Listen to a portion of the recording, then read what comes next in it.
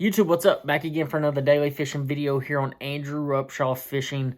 Guys, sorry I've been gone for the last week or so. I have been so unbelievably busy, and the place that we were staying had almost no internet or phone signal, so it was really hard to get content out to you guys.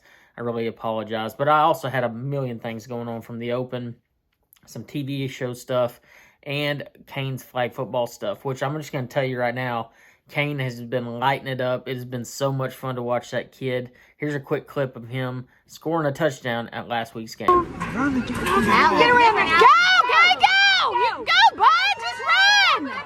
Go! Woo! It's a proud dad moment for me. I just had to show you guys what I've been dealing with. I mean, this kid has really taken to football, and it's been so much fun to coach him. I think I've gotten more excitement and joy out of coaching his flag football this season than fishing any tournament. I'm just being completely honest. I've always heard parents say that having a child changed who they were and changed their goals and ambitions, and I'm going to tell you flat out, seeing the joy and the drive that he has to do what he does has really changed the direction of how focused I am a lot of times. So I apologize if I haven't been as prompt or into it as I should be. But the reason I want to make this video is really about Bradley Hallman and John Soukup. Both of these guys are roommates of mine this year. Hallman's been a roommate of mine for the last 3 years. And to see these guys make the Elite Series and to see what they've gone through. You know, I've gotten to see the entire behind-the-scenes aspect of their year. I mean, I've gotten to see the highs and the lows, the times where Hallman's just like lost his mind, and seeing John just so pissed off because he can't figure out how to catch a fish or, you know, get a bite and not necessarily get a bite, but get a quality bite. I especially got to see that last week at Rayburn, and it was stressful for those two. I mean, and I get it. I mean, it's one of those things where I'm glad they made it. I'm glad they did so well. You know, it does change the dynamic, though. I mean, I'm in a house right now that Scott Martin's made it. Todd doesn't fish all of them now, so he only fishes a handful. Pangrak's still in it, but I mean, he just moved in the last 2 years. And then Hallman and Soukup have now made it. So, I mean, I'm kind of the last one here, me and Pangrak at this point. But, I mean, I've been in it longer than Pangrak has as far as traveling together. I think he's been fishing them ever since then, too. But, so, yeah, it's a little frustrating because I haven't accomplished my goal yet. And quite honestly, those guys have. So, I'm on the outside looking in, and that's okay.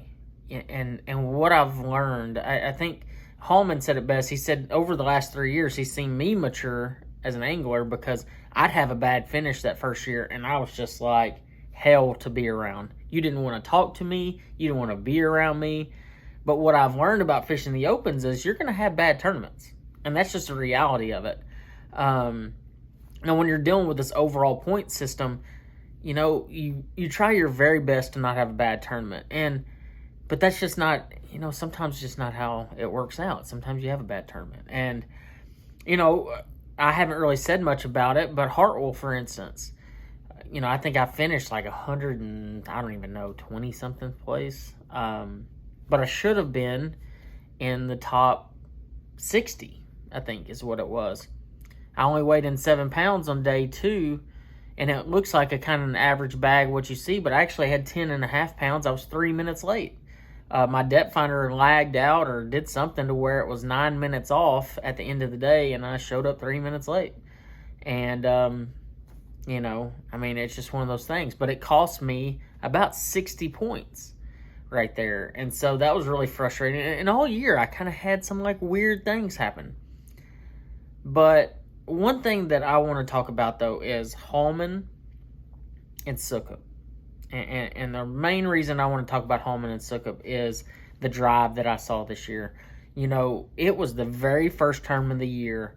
Hallman got to Florida, and it was just he and I rooming together at that one because we ended up getting a hotel room down on Kissimmee, and he gets there and he's distracted. He's got a lot of stuff going on. work and all these things, and he's just really out of it. But I remember him having just an awful practice. I didn't have a very good practice. And I remember him telling me, he's like, man, I think I'm just going to go to the north end of Toho, and I'm just going to fish and put my head down and not worry about it and just try to catch what I catch and be consistent and not worry about what I practice on and just maximize time. And he did, and he did better than anybody else in the house. Minus, I think John made the top 10, but we weren't in the same house together at that one. But Hallman makes some really good decisions, and he's like, man, this is going to be a marathon. I've got to just, in this particular tournament, I've got to just buckle down and do what I can do. I can't go try to do crazy stuff and do things that I can't do. And at that moment, truly, at that moment, I was like, this dude's about to make the Elite Series. Now, whether he makes it in the overall or whatever, his mind was so, on the right track, I guess would be the right term. He wasn't going out there trying to do too much. He was trying to do just enough. And a lot of times as anglers, we have a tendency to try to do too much. Case in point, Rayburn, day 2. I'm running up the lake, and I found my coin lure caught a couple behind, or had a couple bites behind me on a jig, and I'm like, man, I need to pick that jig up. I know where I can go catch them, and I was fired up. And I see Matt Pangrak in the middle of the lake, and he's like, dude, I'm catching them every cast. Come out here, you got to come out here. And I pull out there, and I see him catch 30 fish, and I catch 10, and I finally catch a limit in about 2 hours. But I wasted 2 hours out there, 3 hours. I don't even know. It was a long time. And I don't know why I did that. I got so caught up in my mind that I was like, I've got to catch a limit. I got to catch a limit. And that was the worst decision I ever made, because as soon as I was like, screw this, what am I doing? And I went and threw my jig, and where I wanted to throw my jig, I started smoking them, and I just ran out of time. And that's a perfect example of trying to do too much. Why did a limit really even matter? Was it just for my mental sanity, or I was stressed out? I just made a bad decision. And when I look at what Hallman did, and you're going to learn a lot about how Hallman's days went, and I don't want to spoil the surprise of how his days went. I know how they went. He talked to me about it very much in depth after the event. And the one thing that I know for sure is he had such a good game plan, and he was so confident, and he never got stressed out. And as an angler, I can appreciate what I see in him. Likewise, I see it in John Soukup. The dude straight up put his head down, said, okay, I can catch him on a jerk bait using my live scope or my forward facing sonar. And then I've got this backup deal where I can go take a spook or a sexy dog, and I can go try to catch a big one. And that's what he did on the second day. He caught a limit, and then he went and caught a really big one on a sexy dog. And then he just fished that the rest of the day, just trying to catch a big bag. He knew at that point he'd done enough.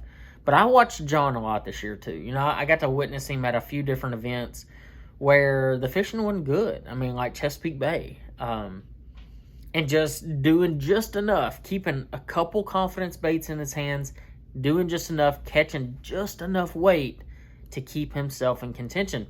And you look at the schedule for next year, and we got a lot of different diverse fisheries that we're fishing, and some really good times and some really bad times on some fisheries. And quite honestly, I think you're going to see just a very equal, playing field as what we saw this year. You're going to see guys that have real high highs and real low lows. And a lot of it's going to do with the fishery, the time of year, the pressure that the fishery is getting, and all these different circumstances. It's going to be a weird year without those two. John and Hallman have become good friends of mine.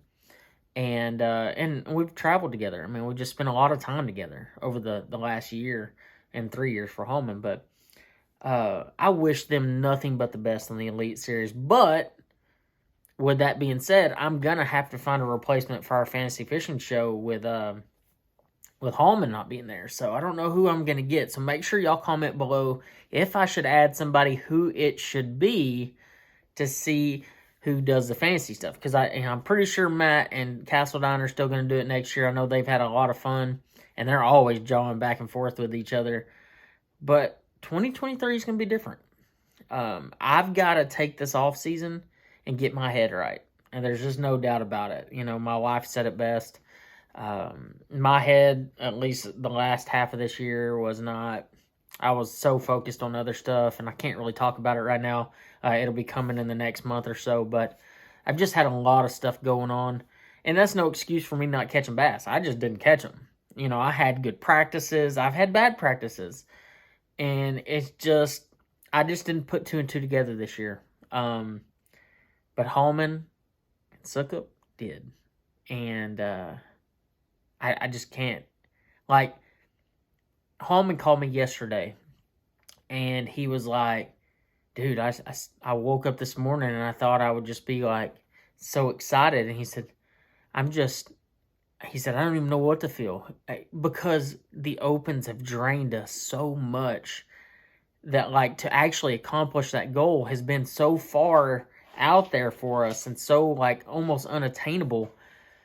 And we've been so close so many times, it's like you can't get excited until you get there. And then when you get there, you're like, holy crap, I actually made it. The reality is that if it's your time, it's going to happen. And that's the one thing I have to keep reminding myself. You go look at guys like Joey Nania that have been so terribly close. And I'm going to tell you flat out, that dude can straight up catch them. He deserves to be there. And it's just unreal how good that angler is. John Garrett, I don't know if John actually made it this year. I haven't looked at all the standings, but I mean, another phenomenal fisherman. The guys, the opens are stacked. I'm so grateful that two of my roommates made it this year. Maybe next year I can make it, Pangrat can make it, and we can move on to the Elite Series. But guys, I hope y'all enjoyed this video. A kind of behind the scenes look of what's going on, what went on, and how they caught them this year. I'm so thankful for those guys and so proud of how they did this year. I wish them nothing but the best. Guys, make sure y'all go check them out. John Soukup Fishing and Bradley Hallman Fishing on YouTube and all social media sites. Guys, I hope y'all enjoyed this video, and I'll see you on the next one.